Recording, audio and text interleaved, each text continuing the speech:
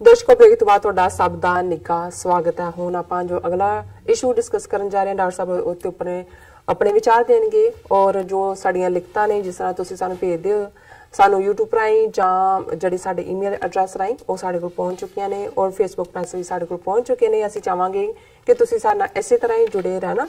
असीं थोड़ी देर तक शेयर करांगे और लिखण लई तुहाडा सब दा बहुत बहुत शुक्रिया जी। डॉक्टर साहब जो अगला अज दा इशू है उस बारे तुसीं की कहना चाहोगे? देखो जो इलैक्शन की रुत आती है सो ज़ाहिर है कि सारिया पार्टियां बड़ा जिन्हों टेलर्ड लाइज कहते हैं दर्जी बिठा के किवें झूठ माप के बोलना है वो अपनी मैनीफेस्टोज राही जिन्हों असी पंजाबी दे विच चोण मनोरथ पत्तर जां असी की हासिल करना है साडी पार्टी नूं जे पावर च असी आए तो असी की देंगे अगले 5 सालां च। सो वो जिहड़ा डॉकूमेंट है वो डॉकूमेंट ऑफ टेलर्ड लाइज हुंदा है, सारियां दा ही हुंदा है वो।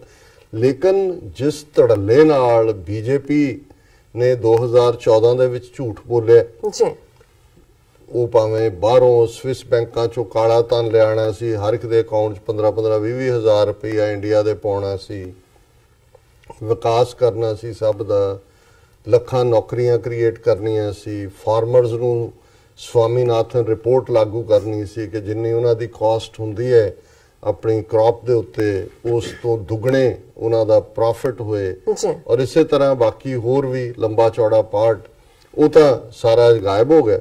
और जिवें नवा मैनीफेस्टो जिहड़ा इन्हां ने दिता है वो वापस अपने हिंदूत्ववाद दे प्लेटफॉर्म ते खलो के इस वारी तो नंगे चिट्टे हो के कह रहे 2014 तो उत्ते फिर उन्होंने गिलाफ पा लिया सी जी सबका साथ सबका विकास, पर हुण वो सीधे सीधे कहंदे ने जी असी जदों नैशनलिज्म कहंदे ने उन्हां दा यही हुंदा जी कि असी हिंदू राष्ट्र बनाना असी कुछ इसलिए नहीं कर सके भी राज सभा साडी मेजोरिटी नहीं सी।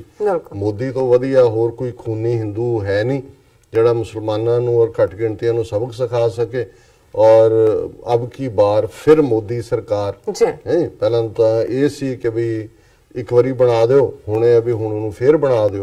और जिहड़ा बीजेपी ने अपना चोण मैनीफेस्टो जां चोण मनोरथ पत्र जिहड़ा जारी कीता उहदे च उन्होंने कहा नैशनलिज्म इज आवर इंस्पीरेशन। तो पहली गल तो उन्होंने क्लीयर करती भी असी हिंदूत्ववाद दे झंडा बरदार है और हिंदू राष्ट्र दे लई असी ये सारा काम करना है। फिर जिहड़ी गल असी डिस्कशन लई होर झूठ तो सारे इकनॉमिकल और बाकी पॉलिसीज बोल ही रहे ने।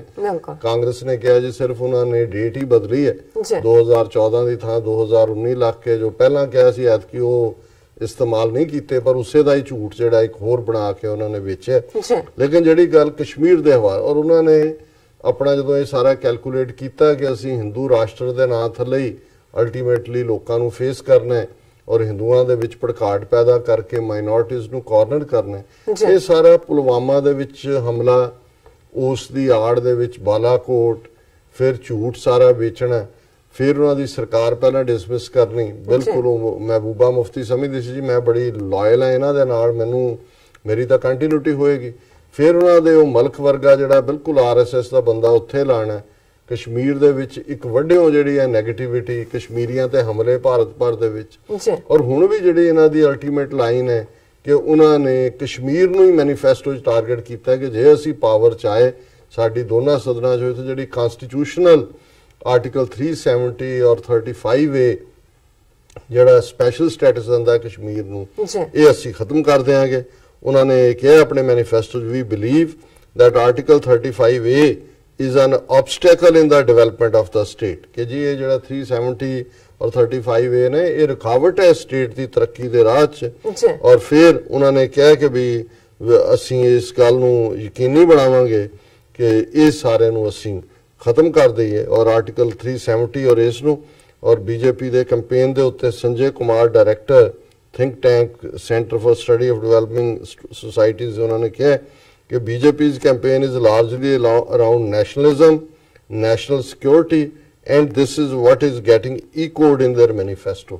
So जो तुसी एक false nationalism create करना है, so मुसलमान तो बेचारे soft target ने, और कश्मीरियां दे मामले तो तुसी उन्होंने terrorism दे नाल जोड़ के जैशे मोहम्मद बना दो, लश्करे तौयबा दे नाल जोड़ दो, और इस सारे दे उत्ते अगेन मैं समझदा भी ਜਿਹੜਾ ਬੜਾ ਫਰਮ ਸਟੈਂਡ ਆਇਆ ਫਾਰੂਕ ਅਬਦੁੱਲਾ ਔਰ ਬਾਕੀ ਕਸ਼ਮੀਰੀ ਲੀਡਰਾਂ ਦਾ ਔਰ ਉਹਦੇ ਚ ਉਹਨਾਂ ਨੇ ਕਿਹਾ ਕਿ let them do it and it will pave the way for our ਆਜ਼ਾਦੀ।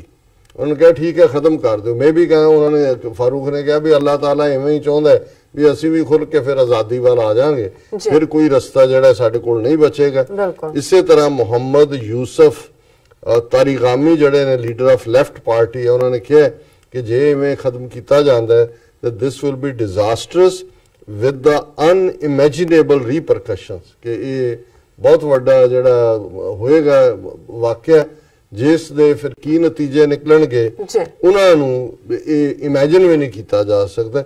ਸੋ ਅਸੀਂ ਕੁੱਲ ਮਿਲਾ ਕੇ ਸਮਝਦੇ ਹਾਂ ਕਿ ਵੀ ਇਹ ਅਗੇਨ ਕਸ਼ਮੀਰ ਨੂੰ ਮੈਨੀਫੈਸਟੋ 'ਚ ਆਰਟੀਕਲ ਖਤਮ ਕਰਨ ਦੇ ਨਾਂ ਥੱਲੇ ਕਰਨਾ, ਇਹ ਇਹਨਾਂ ਦੀ ਨਫ਼ਰਤ ਨੂੰ ਜਿਉਂ-ਜਿਉਂ ਹੁਣ ਆਉਣ ਵਾਲੇ ਦਿਨਾਂ 'ਚ ਗੱਲ ਅੱਗੇ ਵਧੇਗੀ ਔਰ ਜਿਵੇਂ ਇਲੈਕਸ਼ਨ ਕਮਿਸ਼ਨਰ ਜਿਹੜਾ ਚੀਫ ਇਲੈਕਸ਼ਨ ਕਮਿਸ਼ਨ ਇਹਨਾਂ ਦਾ ਹੀ ਬਣਦੀ ਹੈ ਔਰ ਜੇ ਉਹਨੇ ਯੋਗੀ ਨੇ ਕਿਹਾ ਸੀ ਜੀ ਕਿ ਇਹ ਮੋਦੀ ਜੀ ਕੀ ਸੈਨਾ ਇਹ ਕਰੇਗੀ, ਉਹਨਾਂ ਨੇ ਸ਼ਿਕਾਇਤ ਕੀਤੀ ਉਹਨੂੰ ਕਮਿਸ਼ਨ ਨੂੰ ਤਾਂ ਉਹਨੇ ਵੀ ਕਿਹਾ ਜੀ ਅੱਗੇ ਤੋਂ ਨਾ ਕਰਨਾ। ਕਾਂਗਰਸ ਨੇ ਕਿਹਾ ਵੀ election commission love letter to Adityanath Yogi. ਸੋ ਤਾਂ ਐਵੇਂ ਡਰਾਮੇਬਾਜ਼ੀਆਂ ਹੋ ਰਹੀਆਂ ਨੇ।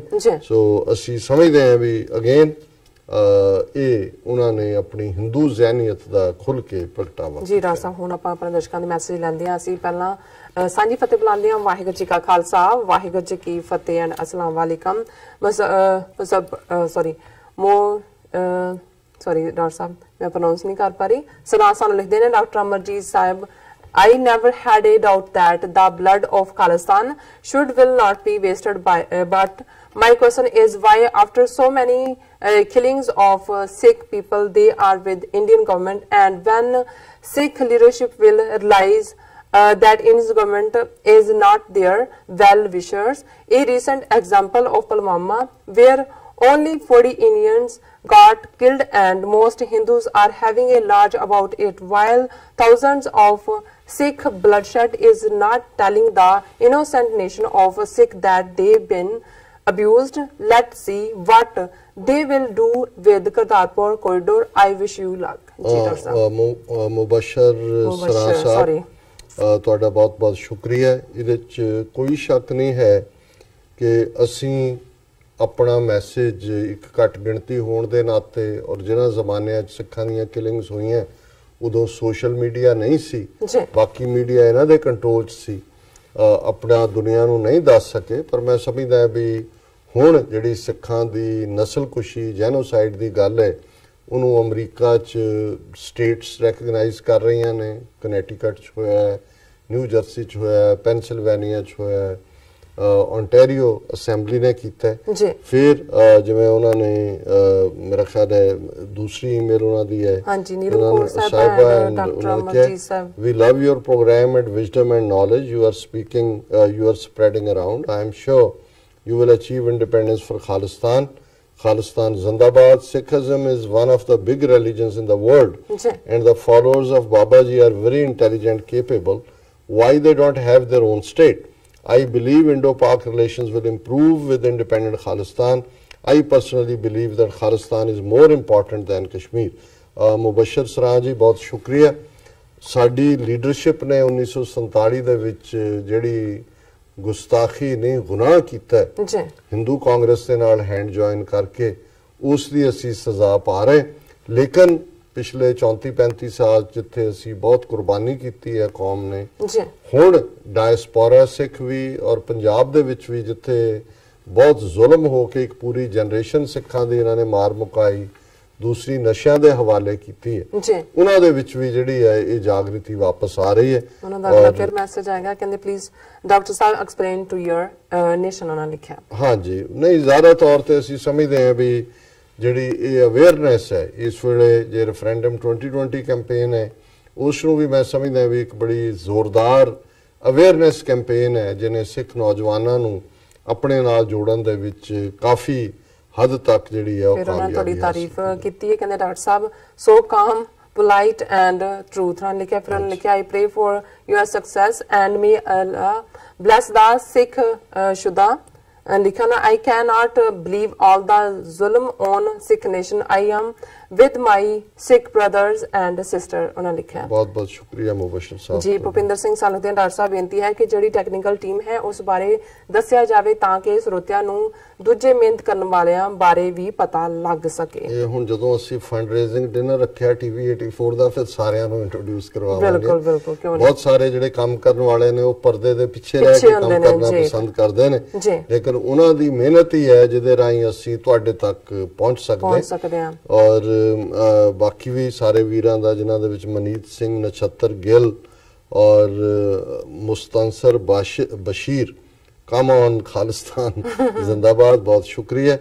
और चौधरी अहमद इतफाक उन्होंने भी बहुत बहुत शुक्रिया। हुण मैं तुहाडे कोल तो नहीं है और दूसरे सैगमेंट ते मैं YouTube दे हाँ जी तुसीं हुण जरूर देख लो। हाँ जी हाँ जी। गैरी संधू, वाहिगुरू जी का खालसा वाहिगुरू जी की फतेह, बहुत शुक्रिया संधू साहब। Asim Shabir, I like doctor साहब program very much, very knowledgeable person, अल्लाहू अकबर, वाहिगुरू जी का खालसा वाहिगुरू जी की फतेह, बहुत बहुत शुक्रिया आसिम जी। रब भी महान है और ज़ाहिर है भी जो असीं फतेह कहते हैं ये भी उस रब नूं ही जिहड़ा किसी भी कामयाबी लई खालसे वालों जिहड़ा है वो याद करना है। और ये दोनों इक्को ही मैसेज दिंदे ने। शहजाद इरफान, जी आया नूं डॉक्टर साहब, बहुत शुक्रिया। बहुत बहुत शुक्रिया। एक जिहड़ा पाटड़ा एन सिंह नां दे थल्ले जिहदी कोई ID जाली है वो आके बॉदर कर रहे और ज़ाहिर है भी ये इस किस्म दे जिहड़े ने इन्हां दी ब्रेड बटर इहदे चों निकलदी है, पर ये भी देखण कि भी अल्टीमेटली ये सारे जिहड़े ने ये आंसरेबल बनाए जाणगे अपनी इस किस्म दीयां करतूतां लई। Syed Hooda ji, how much doctor Amarjeet Singh has following in India. देखो असी तां एक सिपाही हैं सारी इस लहर दे और इस दे जिहड़ी गुरु कलगीधर दी फौज है खालिस्तान खालसे दे लई जिहड़ा अल्टीमेट डेस्टिनी दी ओदी गिणती जे करोड़ां च नहीं तां लखां च जरूर है। और उत्थे किन्ने फॉलोअर ने साडे थॉट दे रेफरेंडम दा मतलब ही है, असी यही कह रहे हैं कि जे किसी नूं इह भुलेखा है कि पंजाब दी धरती ते लोग खालिस्तान नहीं मंगदे तो फिर वो रेफरेंडम जरूर करवा लें। और मैं अपने आप को एक छोटा जिहा एक्टिविस्ट समझदा है, इस तो बियॉन्ड मेरा कोई दावा नहीं है। और ये जिवें जसविंदर सिंह ने लिखा है कि भी ये एन सिंह फेक, ज़ाहिर है कि ये सारे ही जिहड़े ने इस किस्म दे इन्हां दे खड़े कीते हुए जमूरे ने। और फिर उन्होंने जिहड़ा अहमद हमजा जी उन्होंने अगों कहा कि TV 84 is the voice of voiceless people. फिर सईद हुड्डा जी ने ये कहा कि भी साडे लई अरदास करते हैं और उन्होंने जिहड़ा एक कॉम्प्लीमेंटरी जिहड़ा कमेंट किया। शाबीर मलक उन्होंने एन सिंह इज हिंदू, मेरा ख्याल है इहदा नोटिस ही नहीं लेना चाहिए। और फिर यही अब्दुल्ला अली खान जी ने, डियर डॉक्टर साहब सलाम, just think that this is the time your belief in Khalistan is like walking against the wind, it might slow you down but cannot stop you from reaching your destination. Good luck. बिल्कुल ठीक फरमाया तुसी अब्दुल्ला अली खान जी। ये हवावां तूफान आंदे ने निकल जांदे ने ते जेड़े अड्डी गड्ड के जमीन दे उत्ते खलोंदे ने इंडिविजुअल कौमां, रब दी जे मेहर रहे ते फिर उही तूफानां आंधियां नूं फेस करन दे बावजूद अपने परचम लहरांदे ने, अपने झंडे लहरांदे ने। वीर सुरिंदर सिंह जी, वाहिगुरू जी मेहर करन, बहुत शुक्रिया वीर सुरिंदर सिंह जी। और सियालकोट तो पाकिस्तान बदश लिखते ने कि भी असी उन्होंने भी एक सपोर्ट दे शब्द कहे ने। और मेरा ख्याल है भी हुण मलिक शफीक सानू लिखते ने दूसरे सेगमेंट ते, वेरी इंप्रेसिव प्रोग्राम डॉक्टर साहब उन्होंने लिखिया। फिर सरां जी सानू लिखते ने कि जिद्दां करतारपुर का जिहड़ा लांघा है वो कहते कि उन्होंने इंडिया नूं हजम नहीं हो रहा, उन्होंने दस्त लगे हुए ने। वही बाबा नानक जी ने लिखा है। नीम रिक्सान लिखते हैं free free Khalistan, free free Kashmir, free free उन्होंने पाकिस्तान लिखा उन्होंने। आई थिंक सानू ब्रेक लै लेनी चाहिए। व्यूअर्स तुसीं किते नहीं जाना, मिलते हैं छोटे जे वक्फे तो बाद।